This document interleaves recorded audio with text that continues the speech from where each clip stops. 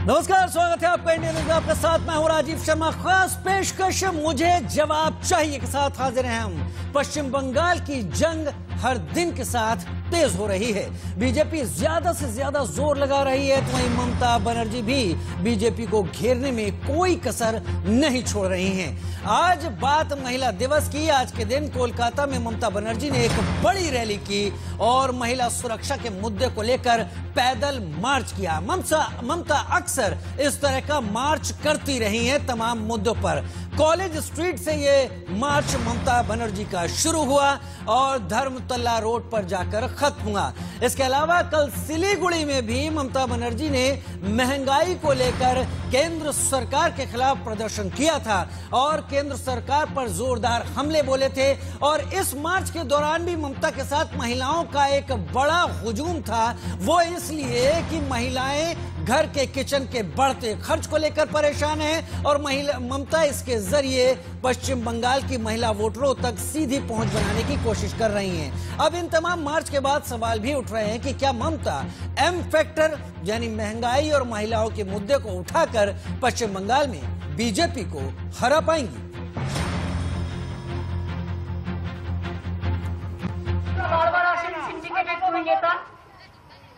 এক মোদি বাবু আর একজন শাহ বাবু শাসা।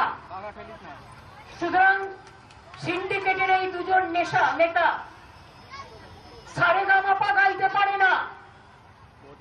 তারা সানি সানি সানি সানি ধাঁধা করে আর বাংলায় এসে শুধু মিথ্যে কথা বলে। একটা প্রধানমন্ত্রীর চেয়ারকে আমি সম্মান করি, একটা প্রধানমন্ত্রী মিথ্যে কথা বলে এটা বড় তাজ্জব ব্যাপার, বড় আজব ব্যাপার। সারা পৃথিবীতে কোথাও দেখা যায়নি। বাংলায় এলে বলবে বাংলার মেয়েরা সুরক্ষিত নয়।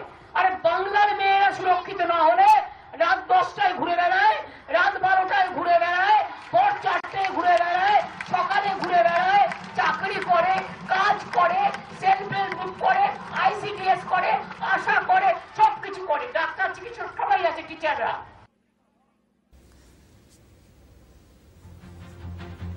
सिर्फ महिला ही नहीं, ममता बनर्जी ने पश्चिम बंगाल की सियासत में एक और एम फैक्टर पर सियासी दांव खेला है और वो है महंगाई। सिलीगुड़ी की अपनी रैली में ममता बनर्जी ने मोदी को घेरा और क्या कुछ कहा आपको सुनवाते हैं। তাতে আমাদের কোনো আপত্তি নেই, কিন্তু আপনি বাংলায় আজকে প্রচার করতে এসেছেন। প্রচার করবার আগে জবাব দিন, কেন এলপিজি গ্যাসের দাম 900 টাকার মতো হয়েছে? এই জবাব আপনাকে দিতে হবে। ममता ने खुलकर हमले किए प्रधानमंत्री नरेंद्र मोदी पर। कहा वहीं पर बीजेपी जवाब दे रही है कि वो बंगाल में इस बार परिवर्तन करेगी। कैसे परिवर्तन के मुद्दे पर ममता बनर्जी अब बीजेपी को अपनी सिलीगुड़ी रैली में जवाब देती दिखी, आपको सुनाते हैं। आपको इस आशोल परिवर्तन का विश्वास दिलाने आया। विश्वास बंगाल के विकास का, विश्वास बंगाल में स्थितियों को बदलने का, विश्वास बंगाल में निवेश बढ़ाने का, उद्योग बढ़ाने का, विश्वास बंगाल के पुनर्निर्माण का। বড় বড় ভাষণ দেন, এসে শুধু বলেন বাংলায় পরিবর্তন হোগা। আরে বাংলায় পরিবর্তন হবে না, বাংলায় তৃণমূল कांग्रेस থাকবে। পরিবর্তন দিল্লি में होगा, आपका जाना पड़ेगा।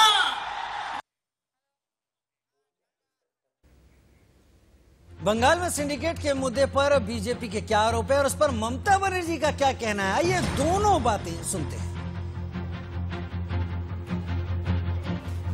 माटी की तो बात करने वालों ने बंगाल का कण कण, बंगाल का तिनका बिचौलियों, कालाबाजारी करने वालों और सिंडिकेट के हवाले कर दिया।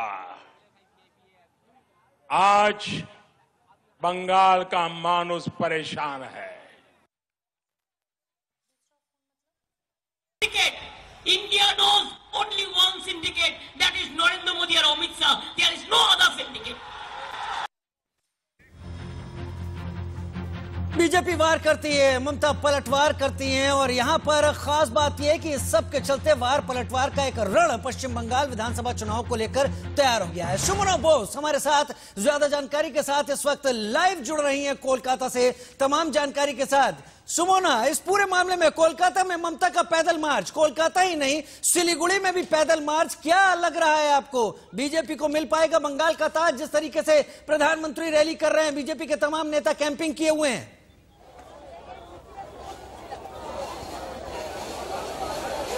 देखिए, कल यहाँ पे नरेंद्र मोदी जी आए थे कलकत्ता के ब्रिगेड मैदान में और उसी समय एक साथ सिलीगुड़ी में पैदल सभा कर रही थी ममता बनर्जी।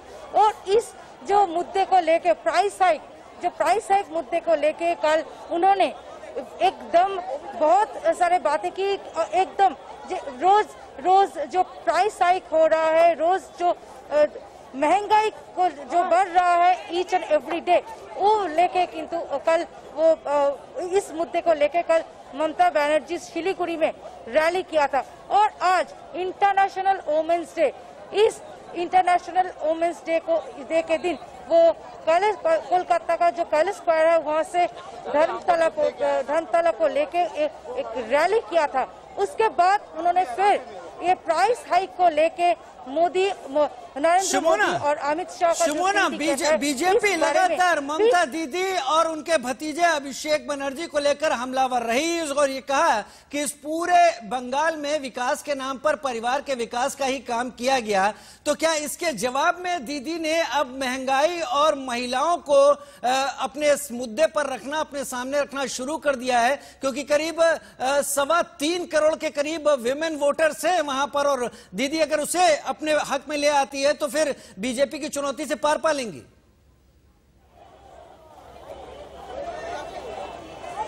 देखिए, आज जो वुमेन्स डे है और यहाँ पे जो नारी सुरक्षा को लेकर बार बार यहाँ पे एक प्रश्न उठ रहा है जब नरेंद्र मोदी बोल रहा है कि यहाँ पे नारी का कोई सुरक्षा नहीं है। और इसी मुद्दे को लेके आज फिर से बोला है ममता बनर्जी, यहाँ पे नारी का सुरक्षा को लेके कोई क्वेश्चन मार्क नहीं है, यहाँ नारी सुरक्षित है।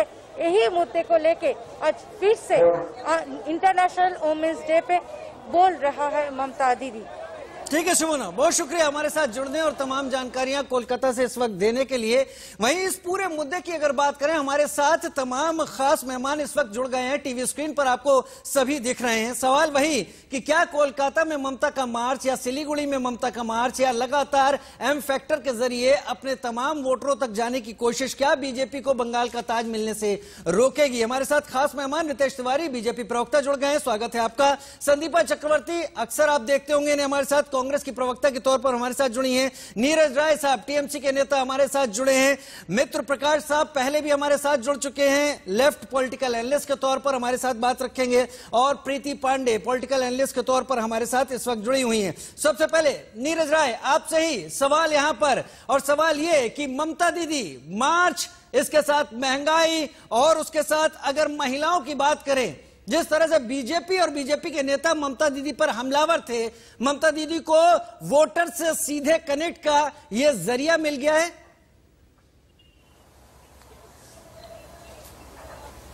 के प्रधानमंत्री जी उसमें जिन मुद्दों को उठाकर बोले वो जनता के सामने सबसे पहले नैतिक जिम्मेदारी बनती थी प्रधानमंत्री जी की कि आपने देश में उन चीजों पे कितना काम किया है उस पे बोलने के लिए। इन्होंने, आपको याद होगा, बड़ा अफसोस होता है कि इतने बड़े लोकतंत्र के प्रधानमंत्री 130 करोड़ जनता की भावनाओं को आहत करते हुए उन्होंने एक झूठ क्या बोला कि 80 साल की एक बुजुर्ग माता जी को तृणमूल कांग्रेस के गुंडों ने मारा। इंडिया टुडे का रिपोर्ट है अभी 4 दिन पहले का, ये उस पर स्पष्ट किया गया है कि भारतीय जनता पार्टी के नेताओं ने उस कार्यकर्ता की बूढ़ी माता जी के ऊपर हमला किया था। प्रधानमंत्री जी ने कहा कि हम इसे फ्यूचर ऑफ कोलकाता सिटी बनाएंगे। प्रधानमंत्री जी को जवाब इस पे देना चाहिए था कि पिछले 7 सालों में 100 स्मार्ट सिटी में आपने एक में भी क्या किया। प्रधानमंत्री जी ने कहा कितनी इंडस्ट्री आई, प्रधानमंत्री जी को जवाब देना चाहिए था कि उन्होंने पोर्ट को क्यों बेचा।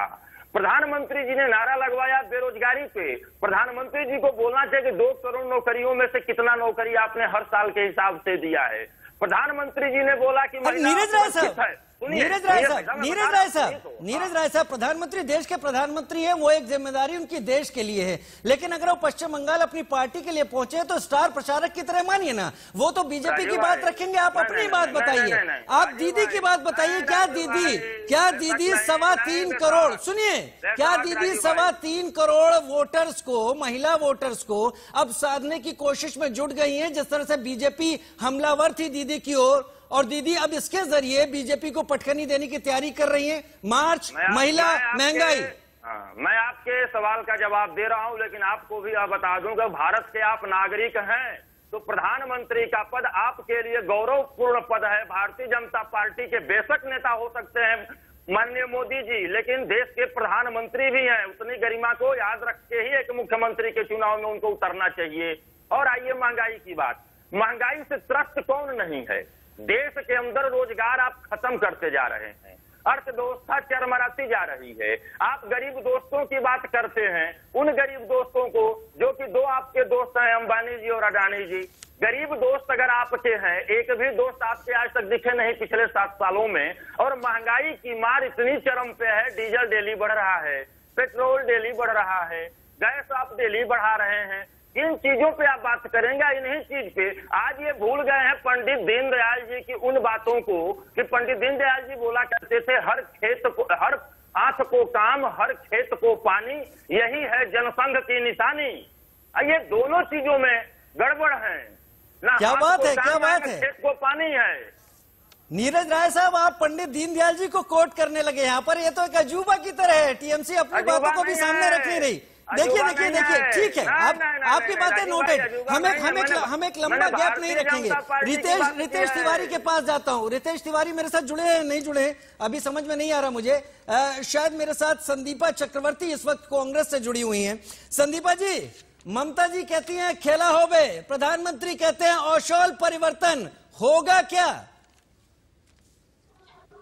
जी, बंगाल में खेला होबे और जो हमारे मिस्टर प्राइम मिनिस्टर बोल के गए हैं कि आशोल परिवर्तन, एक्चुअली ये परिवर्तन जो है ये उन्नयन और विकास का एक ही पहलू है, मतलब एक ही सिक्के की 2 पहलू है, ठीक है। और ये जो बोले कि खेला होबे, हाँ खेला तो टीएमसी और बीजेपी दोनों पार्टी राजनीति को और जो जनहित में जो भी हम कार्य करते हैं उसको खेल के हिसाब से समझ रहे हैं। उन लोगों को जनहित में कोई काम नहीं करनी है, उनको तो बस खेलना है।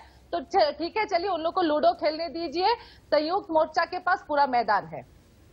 ठीक है, संयुक्त मोर्चा के पास पूरा मैदान है, लेकिन अगर इन्हीं 5 राज्यों की विधानसभा को देखा जाए तो केरल में तो आप आमने सामने खड़े, यहाँ आप मिलकर बातें रख रहे हैं। जनता को कैसे समझाएंगे पश्चिम बंगाल की कि जो आपका मोर्चा बना है वो बंगाल का विकास करेगा? जी, हर एक स्टेट का, सर आपको भी पता है, हर एक स्टेट का इलेक्शन का मुद्दा अलग होता है, यहाँ पे भी अलग है।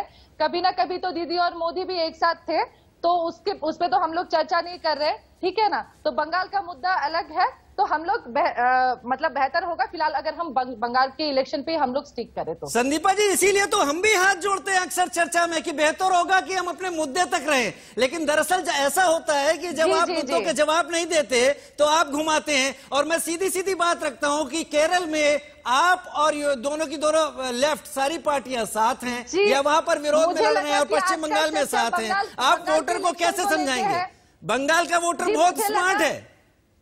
जी, मुझे लगा जी बंगाल का वोटर स्मार्ट है। मैं यहाँ का सिटीजन हूँ, तो मुझे पता है। तो मुझे लगा कि ये बंगाल की राजनीति के, बंगाल के इलेक्शन के ऊपर आज का प्रोग्राम है। अगर ये उसी पर ही है संदीपा जी तो मैं उस तरीके से, संदीपा जी, ऐसे नहीं हो सकता कि आप अपने तर्क को एक शेल में रखकर सामने रखें। ऐसा नहीं हो सकता। अगर आपका एक विचारधारा के साथ मेल होकर वोटर के सामने एक दृश्य दिख रहा है, तो दूसरी तरफ से अगर उसका विरोधी पक्ष दिखता है तो आप उसे कैसे समझाएंगे? सवाल बनता है। खैर, मैं रितेश जी के पास जाऊंगा। रितेश तिवारी मेरे साथ इस वक्त जुड़े हुए हैं। रितेश भाई, क्या बंगाल में रैलियों का रेला यहाँ पर किस तरह से खेला होगा? क्या होने जा रहा है बंगाल में? प्रधानमंत्री तो लगातार कह रहे हैं औशल परिवर्तन आना चाहिए, और वहीं ममता बनर्जी के हमले भी आप पर कम नहीं है। 2016 के विधानसभा चुनाव के बाद पश्चिम बंगाल लगातार सड़क पे भारतीय जनता लोकतंत्र की बहाली की लड़ाई लड़ रही है।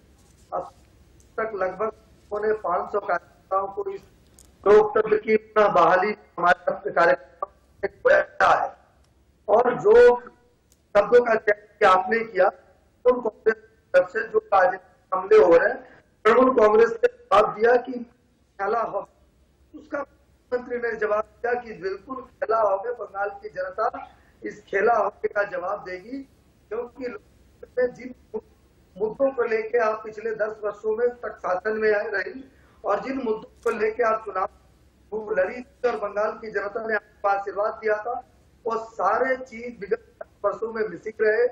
बंगाल में एक बाद एक तृणमूल कांग्रेस से बंगाल सरकार की ओर से बयान आता था, ये बाहर का काम है, बाहर के इस काम करते। तृणमूल मुख्यमंत्री के पास रहा, एक भी घटना इस घटना को सामने रखे कोई साल के बाहर के लोगों को तृणमूल कांग्रेस की सरकार के लाई हो, चाहे 72 वर्ष के साथ नदिया का रेप हो। अभी नीरज जी कह रहे थे कि तो 42 साल की उसको भारतीय जनता पार्टी के लोगों ने, भाई साहब कलकत्ता आइए, आपका स्वागत है, मैं लेके महिला के घर पे और दूध का दूध पानी का पानी हो जाए। बंगाल के बाहर बैठ के बंगाल के बारे में आकलन करना बहुत आसान होता है। कलकत्ता के सड़कों पे, बंगाल की सड़कों पे 300 कार्यक्रम। भाई साहब, देश की जनता को बताइए, देश की जनता को बताइए कि माननीय प्रधानमंत्री जी ने पिछले 7 साल में क्या क्या दिया है। आप रोजगार पे बात करिए। आप नीतीश भाई साहब ये बताइए कि 7वां वेतन आयोग पे आप बात करते हैं, पुरानी पेंशन नीति पूरे देश में आपने बंद क्यों किया हुआ है, इस पे बताइए। देश की जनता। नीरज राय साहब आपसे भी पूछूंगा सवाल।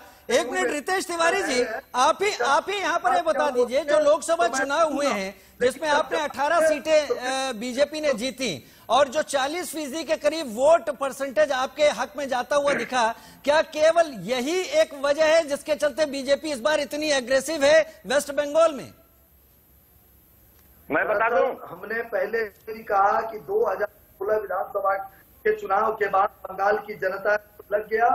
बंगाल तृणमूल कांग्रेस की शासन से एकमात्र भारतीय जनता पार्टी निकाल सकती है। जमीन पे लोकतंत्र की बहाली के लिए लड़ाई लड़े और जनता हमारे साथ खड़ी है। लोकसभा चुनाव में मैं आपको बताना चाहता हूँ, आपको थोड़ा सा दुरुस्त कर दूं इस पे। राजीव भाई, नीरज भाई दे रहा हूँ, नीरज भाई आपके पास आ रहा हूँ। अभी मेरे पास 2 खास मेहमान और बचे हैं जिनसे बात नहीं हुई है। नीतीश जी कंप्लीट कर लीजिए जी। 19 का जो जिक्र किया है आपने, चुनाव इसी तरीके से हम साथ खड़े होंगे और ये लोकतंत्र की लड़ाई हम लड़ेंगे, जीतेंगे। बोलिए जवाब दीजिए, इससे पहले कि मैं मित्र प्रकाश और प्रीति पांडे जी के पास जाऊं। देखिए, हर बार जो होता है 2014-19 के इलेक्शन को याद किया जाता है राजीव भाई, और रितेश जी ने बहुत बढ़िया कहा है कि 2016 में भी प्रचंड लहर चल रही थी मोदी जी की और 3 सीट वहां पर आई थी। जितना तेजी से 19 में आप लोग या सभी जो भी पैनलिस्ट बैठते हैं बोलते हैं कि हम 17 से 40% पे चले गए, तो यार दूसरा पहलू ये देखने वाला होता है कि 30% से कोई 7% पे आ गया, कोई 23% से 10 से नीचे आ गया है, और बढ़ा कितना तेज है। तो यह सोचने वाली बात है कि घटने की स्थिति किसकी आई है। क्या संदीपा जी की कांग्रेस पार्टी इस बार भी आपको ठीक है मैं अपने दो खास और मेहमानों के पास जाता हूं, और ये दोनों खास मेहमान अब तक बहस में, चर्चा में इंट्रोड्यूस नहीं हो पाए हैं। प्रीति पांडे और मेरे साथ जुड़े हुए हैं मित्र प्रकाश जी, पॉलिटिकल एनालिस्ट के तौर पर दोनों हैं, और मैं चाहूंगा कि आप दोनों ही स्क्रीन पर हों और बाकी मेहमान अब उनकी बात सुने। सवाल आप दोनों से एक ही है, मित्र प्रकाश और प्रीति पांडे जी।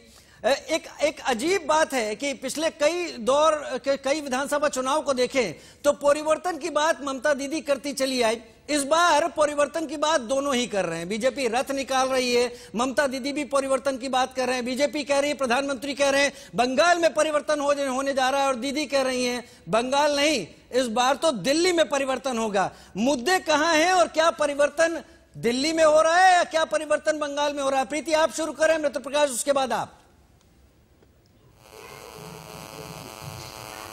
राजीव जी देखिए, क्योंकि आज इंटरनेशनल वुमेन्स डे है तो बंगाल की मुख्यमंत्री रही हैं और अभी हैं मुख्यमंत्री, तो सबसे पहले तो वो बधाई के पात्र हैं कि एक महिला होकर उन्होंने एक राज्य को इतने सालों तक उन्होंने चलाया है। लेकिन एक चीज आपसे और कहूंगी, क्योंकि बीजेपी हो, कांग्रेस हो, टीएमसी हो, लेफ्ट हो, कम्युनिस्ट हो, पार्टियां आएंगी और जाएंगी, हर 5 साल में चुनाव आएगा। हमारे लिए, क्योंकि मैं बीजेपी से नहीं हूं, मैं टीएमसी से नहीं हूं, मैं किसी पॉलिटिकल पार्टी से नहीं हूं, एक सबसे बड़ा मुद्दा जो है वो राष्ट्र है, और राष्ट्र से बड़ा मुद्दा कोई भी नहीं है। ये नेता इस बात को नहीं मानेंगे जो यहाँ पे बैठे हैं। सबसे बड़ा प्रॉब्लम बंगाल में इस समय जो है वो घुसपैठियों का है राजीव जी, सबसे बड़ा प्रॉब्लम। कश्मीर से भी भयानक स्थिति बंगाल की है, और अगर इस बार फिर टीएमसी आती है तो जो इनका घुसपैठियों के लिए प्रेम और स्नेह रहा है इतने वर्षों में, वो बंगाल को बर्बाद कर देगा। तो बेसिकली बधाई की तो पात्र है, वो सीएम वहां पे हैं, लेकिन जो उनका घुसपैठियों के लिए स्नेह रहता है, जो सीए का विरोध करती हैं, जो घुसपैठियों को और एनआरसी के लिए एनआरसी नहीं लागू करने देना चाहती हैं, जिन्होंने केंद्र सरकार की अच्छी नीतियों को, मैं कहती हूँ आप मोदी जी को पसंद नहीं करती, बहुत अच्छी बात, आप रोज मोदी जी की बुराइयां करिए, आप तो थप्पड़ मारने की भी बातें कर देते हैं, आपके सांसद अभद्र भाषा का भी प्रयोग कर देते हैं एक लोकतांत्रिक देश के सबसे बड़े पद पे बैठे हुए प्रधानमंत्री के लिए। नो प्रॉब्लम, आप करते रहिए, लेकिन देश का युवा बिल्कुल नहीं चाहता कि वहां इस बार एक ऐसी सरकार आए जो घुसपैठियों का समर्थन करे, जो सीए एनआरसी का विरोध करे। इस तरह की पार्टी और इस तरह के लोगों को अब हम बंगाल में नहीं चाहते। मित्र प्रकाश जी, प्रधानमंत्री भी कल ऐसी बात कह रहे थे। खैर, प्रीति पांडे की अपनी बात है और उनके अपने तर्क हैं इसके पीछे। प्रधानमंत्री भी कल ऐसे ही कह रहे थे कि ममता दीदी यानी टीएमसी का घुसपैठियों का विकास और घुसपैठियों का साथ। आपको क्या लगता है, परिवर्तन कहाँ होने की बात है? ममता तो दिल्ली की बात कर रही हैं। देखिए राजीव जी, कई सारे सवाल हैं और शायद मेरा नंबर सबसे बाद में आया है। मैं आपको पूरा वक्त दे रहा हूँ। हाँ, पूरा वक्त दे देंगे। पहले तो हमारी 2 बहनें यहाँ से जो बैठी हुई हैं उनको महिला दिवस की ढेरों शुभकामनाएं। और पहली हमारी बहन जो चक्रवर्ती जी बोल रही थी कि आपने उनसे सवाल किया था कि केरल में लेफ्ट और कांग्रेस एक साथ क्यों नहीं है और बिहार में, यहाँ बंगाल में है। तो देश को ये समझना चाहिए कि देश इस समय उस राजनीतिक विचारधारा के साथ लड़ाई लड़ रहा है जो महंगाई को बढ़ा रही है, जो रोजगार देश में बढ़ा रही है, जो देश में राजनीतिक दंगे बढ़ा रही है, जो देश में सांप्रदायिक दंगे बढ़ा रही है। जिस शहर में प्रधानमंत्री जिस प्रदेश में डेली रहा करते हैं उस जगह पे साल भर में 2 बड़े दंगे हो जाए कर रहे हैं। देश में वर्तमान समय में अभी हमारे एक भारतीय जनता पार्टी के साथी बोल रहे थे कि 300 भारतीय जनता पार्टी के कार्यकर्ताओं की हत्या हो गई बंगाल में। तो उन्हें यह भी सोचना चाहिए कि 300 किसान शहीद हो गए और उस पे वो एक बार भी नहीं बोल रहे हैं। वो महंगाई के मुद्दे पे एक बार भी नहीं बोल रहे हैं। 103 दिन से ज्यादा किसान धरने पे बैठा हुआ है, उस विषय पे वो एक बार भी नहीं बोल रहा है। तो इस तरह की 2 तरफा बातें ना करें। और हमारी जो बहन अभी इससे पहले बोल रही थी, उनको थोड़ा वो बीजेपी पार्टी से प्रभावित है, तो उनको खैर साधुवाद, महिला दिवस का दिन है, लेकिन उनको भी मित्र प्रकाश जी, अगर कोई पॉलिटिकल एनालिस्ट है तो उसको इस दायरे में ना रखा जाए। मैंने अभी आप दोनों को इंट्रोड्यूस पॉलिटिकल एनालिस्ट के तौर पर कराया है। विचारधारा किसी की भी कुछ हो सकती है, लेकिन अगर एनालिस्ट है तो उसी तरह से हम उनकी बात समझें। ही कर रहा हूं, मैं यही बताने की कोशिश कर रहा हूं कि प्रधानमंत्री जी को कम से कम इन विषयों पे भी ध्यान रखना चाहिए और देश की जनता और बंगाल की जनता भी इस विषय को, प्रधानमंत्री के इस विषय को जरूर ध्यान देगी कि क्या प्रधानमंत्री जी कल बेरोजगारी के विषय में क्यों बात नहीं किए कि वो 2 करोड़ रोजगार देंगे। प्रधानमंत्री जी इस विषय पे बात क्यों नहीं किए कि वहीं बंगाल से लेके पूरे देश भर के किसान दिल्ली में ही धरना दे रहे हैं। इस विषय पे प्रधानमंत्री जी क्यों नहीं बात किए। तो बंगाल की जनता भी ये देख रही है और जब बंगाल की जनता यही सोच समझ के हमारे ख्याल से वोट भी करेगी। मित्र प्रकाश जी, क्या आप इस बात से इनकार करते हैं कि बंगाल में, पश्चिम बंगाल में टोलाबाजी, कटमनी, सिंडिकेट नहीं है? अब ये तीनों बंगाल की जनता 3 मई को दिखा देगी कि है या नहीं है। अगर इस विषय पर चर्चा बहुत जरूरी है तो प्रधानमंत्री जी को भी इस विषय पे चर्चा करनी चाहिए, जितने विषय पे मैंने चर्चा। आप क्यों नहीं कर सकते? आप भी देख रहे होंगे स्थिति, और इन तमाम शब्दों का उल्लेख दोनों ही तरफ से हो रहा है। कांग्रेस भी कर रही है, संदीपा हमारे साथ जुड़ी है, उन्होंने भी इसका पहले उल्लेख किया है कि क्या वहां स्थिति रही है। आप तो खैर इस बार खिलाफ लड़ ही रहे हैं टीएमसी के। क्या ये तीनों शब्द एग्जिस्ट नहीं करते हैं बंगाल की राजनीति, बंगाल में इस वक्त? जी, बंगाल में तोलाबाजी, काटमनी और जो भी है, चावल चोरी से लेके जो भी जितने सारे दुर्नीतियां हैं वो 10 साल में हो रही है सर। इसका कोई भी मतलब कोई भी डाउट नहीं है। और हम लोग पिछले 10 साल से राष्ट्रीय कांग्रेस की तरफ से हम लोग रास्ते पे उतर रहे हैं, उसका विरोध कर रहे हैं।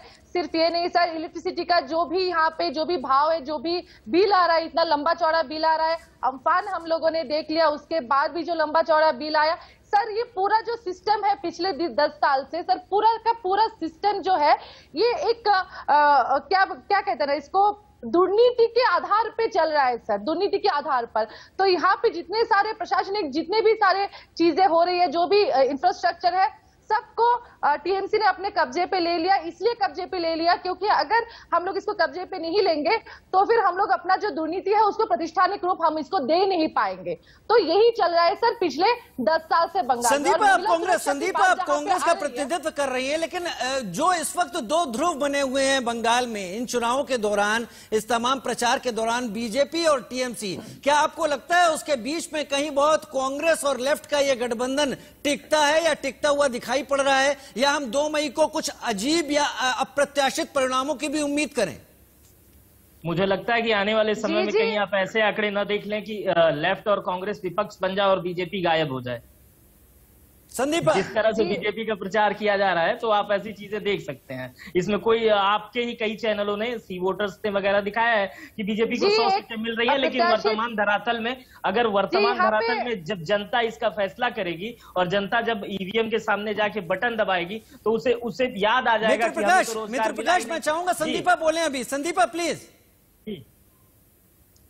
हाँ जी, नहीं देखिए, एक बंगाल की जो जनता है वो लोग थक गए हैं दुर्नीतियां देख के, इतने सारे कटमनी, तोलाबाजी, फिर चोरी डकैती सब देख के बंगाल की जनता थक गई है। अभी टीएमसी को ये लोग हटाना चाह रहे हैं। बंगाल के लोगों को चाहिए रोजगार, बंगाल के लोगों को चाहिए सुरक्षा, शिक्षा, बंगाल के लोगों को चाहिए एक स्वस्थ व्यवस्था, बंगाल के लोगों को चाहिए कि मेरा जो सोशल जो लाइफ है थोड़ा सा वो डिग्निफाइड हो, ये चाहिए बंगाल की जनता को। लेकिन सर आप देखिए, जो टीएमसी में जो लोग हैं वही लोग आज बीजेपी में जा रहे हैं, दल बदली कर रहे हैं। तो लोग किसके लिए वोट करें आप बताइए सर? वही चेहरे हैं, प्लेटफॉर्म बदल रहे हैं लेकिन वही चेहरे। रितेश तिवारी जवाब दीजिए रितेश तिवारी। संदीपा का कहना है कि लोग टीएमसी से तंग आ गए हैं, वो टीएमसी को हटाना चाहते हैं, लेकिन अगर उसका एक अल्टरनेटिव बीजेपी में दिखे तो किसे देखा जाए? बीजेपी में तो टीएमसी के ही लोग जा रहे हैं, इसलिए इस बार अप्रत्याशित परिणाम की उम्मीद करें। रितेश, तो हमसे चाहिए था।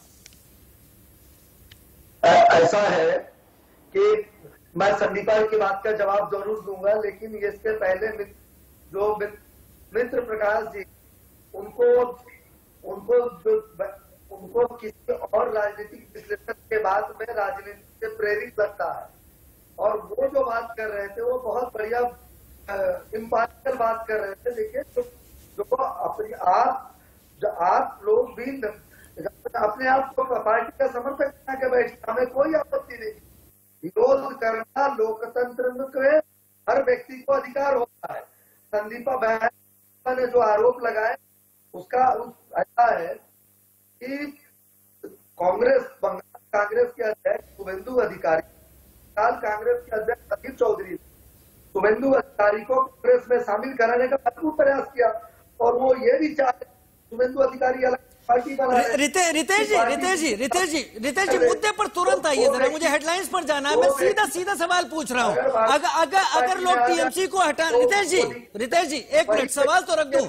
अगर लोग टीएमसी हटाना चाहते हैं जैसा आप भी कह रहे हैं, तो लोग किसे हटाएं? टीएमसी के लोग तो बीजेपी में दिख रहे हैं। ऐसा है, मैं स्काइप से जुड़ा हुआ हूँ। एक साथ अगर आप सारे लोग प्रश्न करेंगे तो मैं जवाब नहीं दे पाऊंगा। अगर मेरे से अगर आपको जवाब चाहिए तो एक एक करके। रितेश जी मैं इस प्रोग्राम को मॉडरेट कर रहा हूं और मैं ही आपसे सीधा सवाल पूछ रहा हूं। अगर ये बात रखी गई कि पश्चिम बंगाल में लोग टीएमसी को हटाना चाहते हैं और टीएमसी के लोग बीजेपी ज्वाइन कर रहे हैं, तो लोग क्या करें, क्या करना चाहें? उन्हें तो बीजेपी में टीएमसी का दूसरा स्वरूप दिखता रहेगा। ऐसा है कि भारतीय जनता पार्टी एक लोकतांत्रिक पार्टी है और हम किसी व्यक्ति में यकीन नहीं करते। हमारे यहाँ भी आएगा, हमारे यहाँ इतना बड़ा लोकतांत्रिक पार्टी जो 2 दिन पहले मुकुल भाग स्लोगन दे रहा था, वो मुकुल जी भाग के बंगाल की बीजेपी के गोदी में जाके बैठ जाएगा, ये तो जनता को पता नहीं था ना। मनीष जी, ये तो जनता को पता नहीं था कि मुकुल लाल भाग्य बंगाल बीजेपी के प्लेटफॉर्म में जाके रितेश जी, राजनीतिक पतझड़ का समय चल रहा है, आप भी सही पार्टी का दामन थाम लें, हमें तो ऐसा लग रहा है रितेश जी। चलिए, राजनीतिक पतझड़ का समय किसका चल रहा है, लेकिन इस वक्त वोटों की फसल जरूर पकी हुई है। कोलकाता सिलीगुड़ी में ममता का पैदल मार्च, या फिर जिस तरह से बीजेपी एग्रेसिव मूड में है, क्या बीजेपी को इस बार मिलेगा बंगाल का ताज या एम फैक्टर, महंगाई, महिलाओं का मुद्दा, और मार्च के जरिए ममता लोगों के नजदीक जाकर सत्ता को एक बार फिर से अपनी पकड़ में रखने की कोशिश कर रही हैं। तमाम खास मेहमान मेरे साथ इस वक्त भी जुड़े हुए हैं। नीरज राय से शुरुआत कर लेता हूं बहस के दूसरे हिस्से में, चर्चा के दूसरे हिस्से में। प्रधानमंत्री नरेंद्र मोदी ने ब्रिगेड परेड ग्राउंड में जो रैली की, नीरज जी, उसके दौरान उन्होंने कहा कि इन पिछले 10 सालों के दौरान टीएमसी इस स्थिति, इस हालत में उतर आई है कि उसके जो फॉलोअर्स हैं वो गुंडागर्दी कर रहे हैं, बदमाशी कर रहे हैं, लोग डरे हुए हैं। लिहाजा लोकसभा चुनाव में लोगों ने एक मंत्र अपनाया, चुपचाप कमल छाप, और इस बार लोग मंत्र अपनाएंगे जोर से छाप टीएमसी साफ। नीरज, 2-3 बिंदुओं पे मैं बात करूंगा, लेकिन बात मैंने प्रधानमंत्री जी की कर लूं। इसीलिए मैंने पहले ही कहा था कि भारतीय जनता पार्टी उस पद को भी दूषित करके रख दिया हिंदुस्तान के अंदर। एक प्रधानमंत्री के मुद्दे लोकतांत्रिक तरीके से चुनी हुई जनता की सरकार को गुंडा बोलना, गुंडों की सरकार बोलना सही मायने में साबित करता है कि ये लोग किस टाइप के हैं। जिसका सर्वोसर्वा ही नेशनल स्तर का गुंडा रहा हो, उसके मुंह से ऐसी ही भाषा निकल सकती है। पिछले 10 साल में इन्होंने क्या किया, उस पे जवाब नहीं देंगे। अगर हम सवाल करते हैं तो उस पे ये क्या करते हैं, कटमनी ले आएंगे, टोलाबाजी लाएंगे। ये संदीपा जी भी बोल रही थी और ये तिवारी जी भी। तो टोलाबाजी, कटमनी क्या बंगाल में ये शब्द है ही नहीं है, ये शब्द बीजेपी ने गढ़े हैं। बता रहा हूँ ना, ये वैसे ही शब्द है राजीव भाई, जैसे 2014 से पहले 2G स्पेक्ट्रम घोटाला का आया था और कोल स्कैम का आया था। चुनाव के बाद वो सत्य आधारहीन हो गया, देश एकदम भ्रष्टाचार मुक्त हो गया। सिर्फ मुद्दा विहीन जब जब भी भारतीय जनता पार्टी होती है, पीछे का इतिहास उठाइए। हाँ, रही बात संदीपा चक्रवर्ती जी को मैं बता दूं कि जो आज टीएमसी पे अंगुली उठा रही है, आखिरकार आपने 2019 में वॉक ओवर क्यों दिया कि उस समय प्रदेश के दूसरे नंबर में आप थी और आपका कहीं पता नहीं चला और आपके वोट परसेंटेज लेकर जनता पार्टी। अच्छा, नीरज राय, एक बात बताइए, इतनी तलखी जो टीएमसी की तरफ से अब दिख रही है, इतना एग्रेसिव रूप जो ममता दीदी का अब दिख रहा है, क्या ये मजबूरी में उठाया गया एग्रेसिव नेचर है? क्योंकि ममता दीदी लगातार कहती रही पूरा विपक्ष एक साथ आ जाए, बीजेपी को अगर हराना है। कांग्रेस ने अलग लेफ्ट के साथ अपना मोर्चा बनाया, क्या ये चुभन दिल में अभी भी है टीएमसी के? देखिए, राजनीति में जो है किसी को भी कहीं भी आमंत्रित किया जा सकता है, खुद का सहयोग करने वाले लोग एक साथ हो जाते हैं। जैसे आप देखिए कि महाराष्ट्र में कांग्रेस और एनसीपी की सरकार है, शिवसेना की सरकार है, हमारे साथ वहां पर सपोर्ट में आए हैं। भारतीय जनता पार्टी को आप देखिए ना, बंगाल में इनको दिख रहा है, उत्तराखंड में 18 विधायक बागी हो गए, उस पर एकदम सब चुप हैं। आप लोगों में भी सब चुप्पी है। और कुछ राजनीतिक विश्लेषक और स्वतंत्र पत्रकार जिनकी कि समाज में एक स्तंभ के, महत्वपूर्ण स्तंभ की भूमिका निभाना चाहिए, वो लोग भी टारगेट क्या करते हैं, पहले सीढ़ी से छोड़ के बीच वाली सीढ़ी पे कूद जाते हैं। जैसे कि प्रीति पांडे जी ने कहा घुसपैठिया।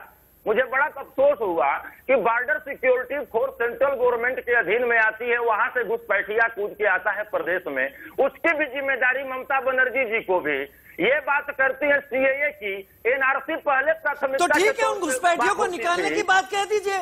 आप तो अपने को और बेहतर तरीके से जनता के सामने पेश कर सकते हैं कि ये केंद्र की गलती है, घुसपैठिए अंदर आ गए, हम इन्हें बाहर निकलवाएंगे। सुनिए, वो राष्ट्र का और स्टेट का मुद्दा है, चुनाव का मुद्दा नहीं है। ठीक है, बहुत बेहतर, बहुत बेहतर।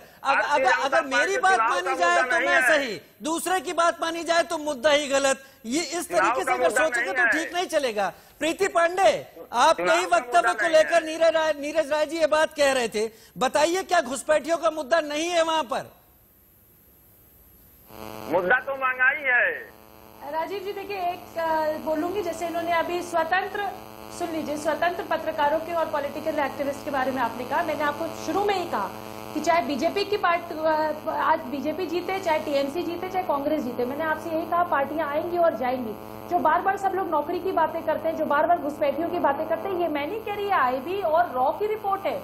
आप लोग प्लीज जब डिबेट्स में आते हैं तो आप रॉ की वो जमीन में से निकलते हैं, जमीन में से निकल के आते हैं, घुसपैठिया जमीन से नहीं निकलते।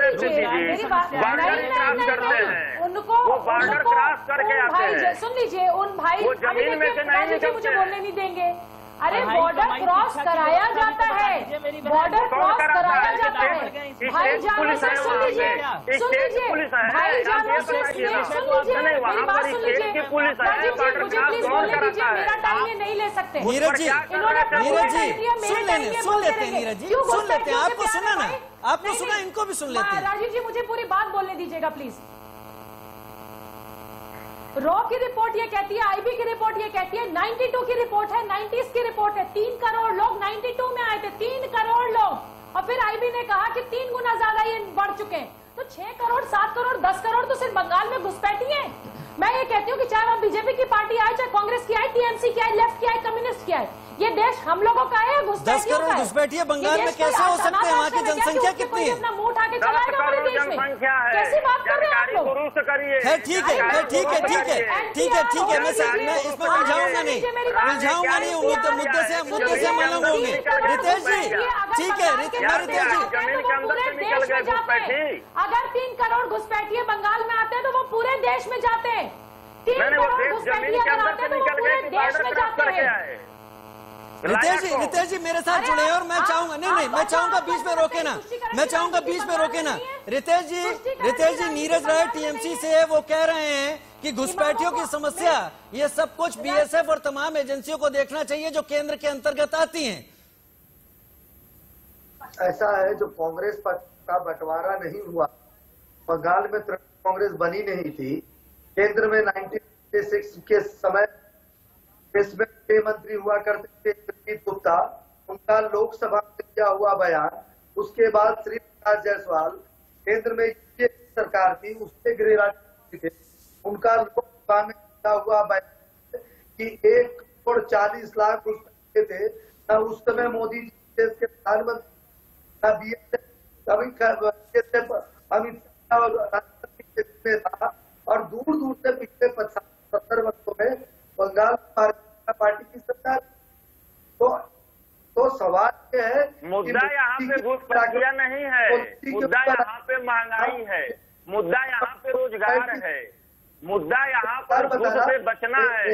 मुद्दा ये है कि आप केंद्र सरकार ने देश में क्या किया। मुद्दा यह है कि भारतीय जनता पार्टी समर्थित प्रदेशों में जहाँ सरकार है, बंगाल से बेहतर कहाँ पर विकास हुआ। मुद्दा ये है, मुद्दा को करके आप मुद्दा डाइवर्ट। नीरज राय जी इस तरीके से तो लॉ एंड ऑर्डर पर भी सवाल उठाए जा सकते हैं। कोड ऑफ कंडक्ट तो अभी लागू हुआ है ना, उसके पहले राज्य सरकार के हाथ में लॉ एंड ऑर्डर की हालत थी। क्या स्थिति थी पश्चिम बंगाल की? क्या हो रहा था पश्चिम बंगाल में? केवल बीजेपी के नेताओं पर हमले नहीं हुए, आपके मंत्रियों के ऊपर हमला हो गया। भाई साहब उत्तर प्रदेश से बहुत बेहतर। छोड़िए ना, आप उत्तर प्रदेश खेलने जा रहे हैं। मैं आपसे बंगाल चुनाव को बंगाल का वोटर उत्तर प्रदेश की हालत पर वोट नहीं करेगा। बंगाल में अगर लॉ एंड ऑर्डर खराब है तो उसके लिए बहाना नहीं ढूंढा जा सकता। नहीं, उत्तर प्रदेश में कांग्रेस की सरकार है क्या? भाजपा की सरकार है कि नहीं है? योगी जी किसके हैं? कांग्रेस के नेता हैं। मोदी जी कांग्रेस के नेता हैं। क्या बात करते हैं आप लोग बैठ के मीडिया चैनल? और आप किस तरह का तर्क दे रहे हैं? कौन कह रहा है इस जगह? क्यों नहीं तर्क देंगे? मैं आपसे सीधा कह रहा हूँ, कोड ऑफ कंडक्ट। एक मिनट नीरज राय जी नहीं, इस तरह से बहस नहीं होगी। नहीं, चौराहे पे खड़े होकर बहस नहीं हो रही है, चौराहे पे खड़े होकर बहस नहीं हो रही है। मैं आपसे सीधे पूछ रहा हूँ। चलिए, आपने सारे मुद्दे गिनाए, मैं भी मानता हूँ महंगाई है, ठीक है, मुद्दा है और उस पर लड़ा जाएगा चुनाव। क्या लॉ एंड ऑर्डर पर नहीं लड़ा जाएगा? कोड ऑफ कंडक्ट आने के पहले बंगाल के लॉ एंड ऑर्डर की हालत क्या थी? आपके मंत्री पे हमला हो गया। बिल्कुल, वो जांच का विषय चल रहा है। वो जांच का विषय चल रहा है। एक्सेप्ट कीजिए तो खुल के एक्सेप्ट कीजिए। ठीक है। मित्र प्रकाश जी को लाना चाहूंगा। ठीक है, मैं बहस में मित्र प्रकाश जी को लाऊंगा। मित्र प्रकाश जी, अब हम मुद्दों पर बात कर लेते हैं। क्या बंगाल का चुनाव मुद्दों पर लड़ा जाएगा या ममता, टीएमसी और बीजेपी की आपसी वर्चस्व की लड़ाई को लेकर लड़ा जाएगा? और अगर मुद्दों पर लड़ा जाएगा तो कौन कौन से मुद्दे आपको लगते हैं जो वाकई की फैक्टर होने वाले हैं? देखिए, बंगाल का चुनाव अगर मुद्दों पे लड़ा जाएगा तो महत्वपूर्ण मुद्दे रोजगार के हैं, किसानों के हैं, वहां पे पढ़ रहे बच्चों के हैं, वहां पे जो लोग गुंडागर्दी है थोड़ी बहुत उस पे है, और जो अभी घुसपैठिए का हल्का फुल्का सवाल उठ रहा था उस पे है। लेकिन महत्वपूर्ण मुद्दा जो है वो रोजगार का है, जिसे भारतीय जनता पार्टी देने में सक्षम नहीं रही है। और दूसरा मामला ये है कि भारतीय जनता पार्टी एक ऐसी पार्टी है जो बंगाल में इस तरह से चुनाव लड़ रही है, तो शायद अभी इस तरह के चुनाव कभी देखे नहीं गए थे कि 6 प्रदेशों के मुख्यमंत्री, उप मुख्यमंत्री, 23 केंद्रीय मंत्री, एक प्रधानमंत्री, गृह मंत्री, पूरी भाजपा, आरएसएस, पूरा ईडी, सीबीआई, जितनी भी मशीनरी है भाजपा ने लगा दिया है। मित्र प्रकाश जी, वो तो हक है, वो तो हक है लोकतंत्र में, चुनाव प्रचार के दौरान पार्टी उतार सकती है, इसमें गलत क्या है? बिल्कुल हक है, हक उसका भी है कि उत्तर प्रदेश से योगी आदित्यनाथ जी जाते हैं और वहां पे कहते हैं कि हम यूपी मॉडल लागू करेंगे। तो वो कौन सा यूपी मॉडल लागू करेंगे, मैं वही जानने की कोशिश करना चाहता हूं कि हाथरस के डीएम को क्या पहले बता दिया जाएगा, कि वहां भी डीएम को पहले बता दिया जाएगा कि बेटी को पहले ही जिंदा जला दो, या गाड़ी पलट दी जाएगी सबूतों को मिटाने के लिए, या गोरखपुर जहां वो रहते हैं उनके मंदिर के बगल में से। ठीक है, मेरे पास समय कम है, रितेश तिवारी जी से बात कर लेता हूँ। रितेश जी सुन रहे होंगे आप, मित्र प्रकाश जी को जवाब दीजिए। असल बात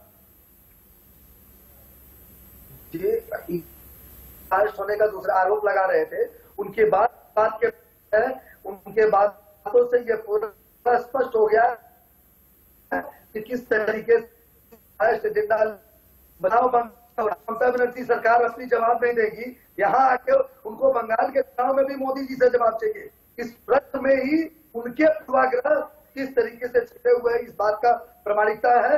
यह प्रमाणिकता यहाँ बंगाल की जनता जवाब देगी। वर्षों में बंगाल के किस तरीके से बंगाल के अंदर महिलाओं के साथ किस तरीके से रोज यहाँ कत्लेआम हो रहा है, किस तरीके से सड़क जिले के कोऑपरेटिव बैंक, स्कूल, कॉलेज के यहाँ कराना संभव नहीं है।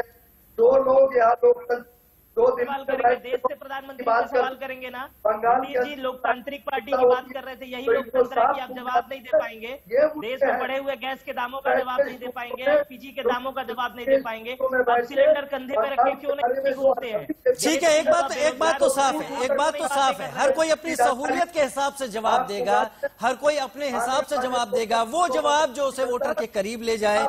लेकिन पश्चिम बंगाल में एक शब्द तो स्थायी समझ लीजिए, परिवर्तन। इसको टीएमसी भी भुनाने की कोशिश में है, इसको बीजेपी भी भुनाने की कोशिश में है। 2 मई बताएगा कि ये परिवर्तन शब्द किसके लिए और कितना कारगर साबित हो सकता है। आप सभी का हमारे साथ जुड़ने के लिए बहुत बहुत धन्यवाद, बहुत बहुत शुक्रिया आप सभी का। छोटे से ब्रेक का वक्त है।